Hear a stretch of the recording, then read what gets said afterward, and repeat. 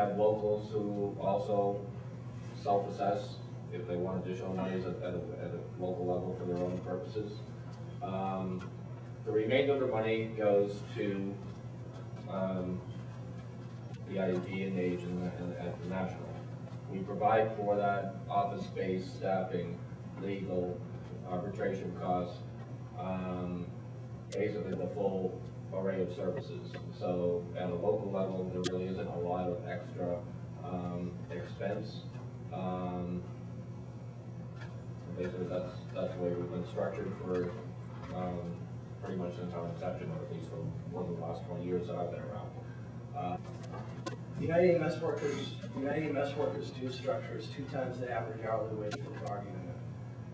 Approximately 75% of the dues stays at the local, 25% goes to the international. So currently $12.60 per month to the international. What that gets you is representation at the local level and representation with the international. How that dues money is spent is up to the membership. You get to participate through your democratically elected leaders in choosing how that money is spent, whether it stays in the county or goes outside the county to other issues, whether it's issues that affect you as an EMS worker in the state, or issues that affect you on a national level.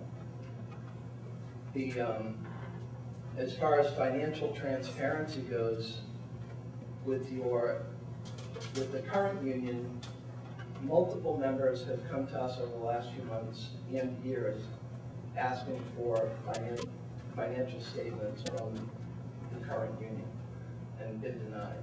That can't happen under United EMS workers' bylaws. You have full access to how your dues money is spent, and simply by requesting those financials, those will be given to you. That's something that's covered under the United EMS workers' bylaws, and it's covered under the ASME National Constitution. You should know how much money is being spent here in this county for your benefit and with your union as a whole. That's financial accountability. Transparency is also very important, and in order to know how much money is spent, it's not just a matter of having auditors. Auditors basically look at your expenses and tell you whether your math is correct. That doesn't mean that the money's been spent appropriately. As far as money that is spent in this county, would we be willing to reveal that? Absolutely. That's part of where your dues money is going, and you should know how much is being spent on your behalf. NEMSA's resources are allocated for NEMSA. They don't go up to a parent body. They don't go up to an organ. 25% doesn't come off the top. NEMSA's resources are allocated on an as-needed basis. So if the county needs the resources for a Ninth Circuit Court of Appeal, they get them. If they're needed for a professional labor attorney at the table, they get them. There's not a siphoning off of 25% off the top, and that goes to a council, 2 internationals, the AFL-CIO, being utilized for things that have nothing to do with EMS, and actually can be argued that have things to do with that is detrimental as far as the anti-private stance of certain organizations. The money allocated, like I said, it's an as-needed basis. What's really important to understand is you also have to have money to allocate. There's EMSW doesn't have any resources at all to allocate.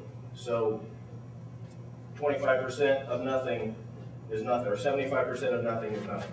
So when you're talking about resources and allocation, I think Tim Talbot has explained very well on what is being utilized as far as the contract enforcement, contract negotiations, reps on the ground, those things that the money is allocated for. Just just want to say, sometimes I wish folks would name names, because I feel like we're being painted when we're not part of the deal. There's a lot of drama that has gone on. I'm only going to say, you know what your experience has been with the incumbent union. We've got a record to look at. You know, and I'm not throwing a stone and saying it may not come true. It may come true with United. But, you know, we're literally standing in the middle. You've got an incumbent where you fully know what happened and have your experience and can make your judgment on that. We've got locals where you can look and see, and we've got a history that you can look and feel and touch, and folks you can talk to and see what their experience has been. And I think you have a promise that